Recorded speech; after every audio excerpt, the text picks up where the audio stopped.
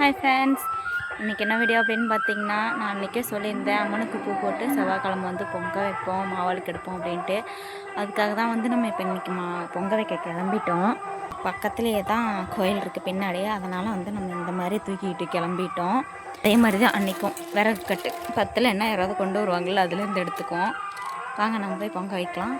வீடியோக்கெலாம் போகலாம். நாங்கள் வந்து அப்படியே நேராக கோயிலுக்கு போயிட்டோம். போய் பார்த்திங்கன்னா அதே மாதிரி அடுப்பு பிடிச்சி எல்லாம் பொங்க வைக்க ஆரம்பிச்சிட்டோம். நம்ம போகிறதுக்கு முன்னாடியே எல்லாருமே பொங்க வைக்க ஆரம்பிச்சிட்டாங்க. க்ரௌடாக தான் இருந்தது. அடுப்பு கொஞ்சம் நேரம் நின்று அப்புறம் தான் பிடிக்கிற மாதிரி இருந்துச்சு.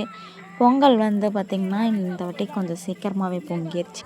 ஈவினிங் டைமில் வச்சோம்னா பார்த்திங்கன்னா காற்று ரொம்ப அடிக்குமா, அதனால் சீக்கிரமாக பொங்காது. இந்த வாட்டி வந்து காற்று இல்லாததுனால பொங்கிருச்சு. நம்ம பொங்க வச்சுட்டு நேராக கொண்டு போய் முன்னாடி கோயில் முன்னாடி வச்சு சாமிக்கு முன்னாடி திறந்து வச்சு சாமி கும்பிட்டோம். சாமி கும்பிட்டு பார்த்திங்கன்னா கிளம்பிட்டோம்.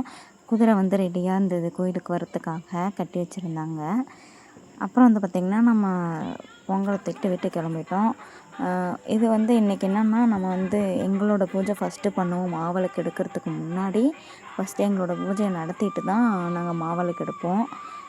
ஃபஸ்ட்டு நாங்கள் ஒரு 2-3 பேர் சேர்ந்து இந்த பூஜையை பண்ணுவோம். நம்ம பூஜைக்கு தேவையானதெல்லாம் கொண்டு வந்து வச்சுட்டு வெயிட் பண்ணிகிட்டு இருந்தோம். அப்புறம் எல்லோரும் வந்ததுக்கப்புறம் சாமிக்கு எல்லாம் ரெடி பண்ணிகிட்ருந்தாங்க. ரெடி பண்ணிவிட்டு பூஜையெல்லாம் ஆரம்பித்தாங்க. பூஜை ஆரம்பித்ததுக்கப்புறம் மாவிளக்கெல்லாம் கொண்டு வந்துட்டாங்க. ஏன்னா இது கொஞ்சம் லேட் ஆகிடுச்சு. நம்ம பூஜை முடிச்சுட்டு மறுபடியும் வீட்டுக்கு கிளம்பிட்டோம். ஏன்னா போயிட்டு மாவிளக்கு எடுத்துகிட்டு வரணும் இல்லையா, அதனால் நம்மளும் கிளம்பிட்டோம். நம்ம வீட்டுக்கு கிளம்பும் போதே குதிரை உள்ளே வந்துடுச்சு. குதிரையை நிற்க வச்சு தண்ணி தெளிச்சிட்டு இருந்தாங்க.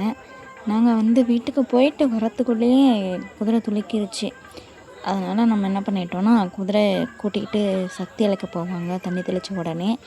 நம்மளும் அவங்களோடய போயிட்டு வந்துடலாம் அப்படின்ட்டு மாவிளக்கு வீட்டிலே வச்சுட்டு நம்மளும் அவங்களோடய கிளம்பிட்டோம் காட்டுக்கு.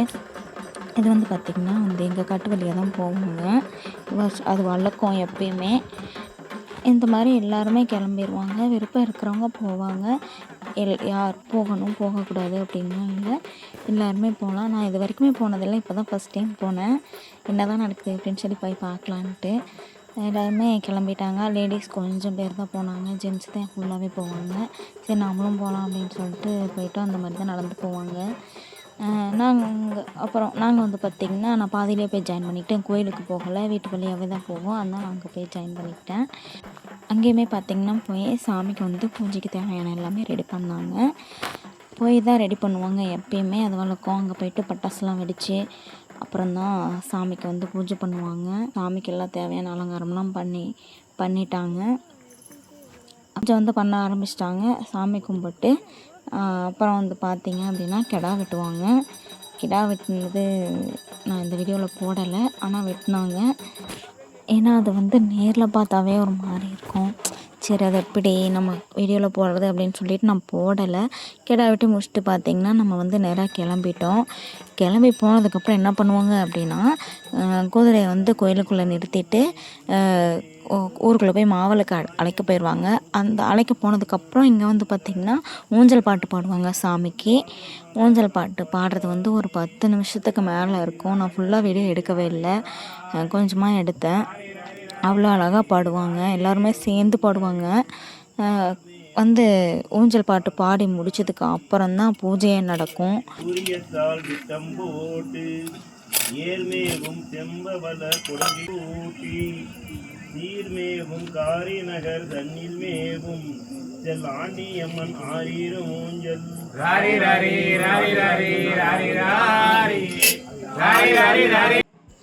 ஊஞ்சல் பாட்டு முடிச்சதுக்கப்புறம் சாமி வந்து கும்பிட ஆரம்பிச்சிட்டாங்க. பூஜையாக ஆரம்பிச்சிருச்சு. எப்பயுமே அந்த ஊஞ்சல் பாட்டு பாடுறது தாங்க ரொம்ப டைம் எடுக்கும். ஏன்னா அது வந்து ஒரு 10 நிமிஷம் 1/4 மணி நேரம் பாடுவாங்க. ஆனால் நல்லாயிருக்கும் கேட்க. எல்லாருமே சேர்ந்து கோரஸாக பாடுவாங்க. அந்த டைமில் பார்த்திங்கன்னா கேட்க நல்லாயிருக்கும். மாவிளக்கு வந்து நம்ம சாமிக்கு படைச்சி பூஜை ஆரம்பிச்சிட்டாங்க. அதனால எல்லாம் சாமி கும்பிட்டோம்.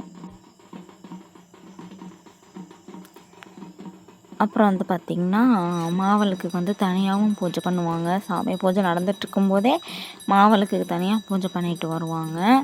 இது எப்பயுமே வழக்கம். எல்லா ஊர்லேயுமே இப்படி தான் நடக்கும். இருந்தாலும் நான் பண்ணினதை சொல்லியிருக்கேன். இதே மாதிரி வந்து 2 டைம் பண்ணுவாங்க. பூஜை முடிஞ்சதுக்கப்புறம் பார்த்திங்கன்னா எல்லாத்துக்கும் தீர்த்தம் போட்டாங்க. தீர்த்தம் போட்டு எல்லாருக்குமே திருநீர் கொடுத்தாங்க. நம்ம எல்லாத்தையும் வாங்கிட்டு ஒவ்வொருத்தராக எல்லாருமே மாவிளக்கு தட்டு எடுத்துகிட்டு கிளம்ப ஆரம்பிச்சிட்டாங்க. மணி என்னன்னு பார்த்திங்கன்னா அப்போ வந்து 12:30 ஆயிடுச்சு. இப்படி தாங்க செல்லியம்மன் பண்டிகை நடக்கும்.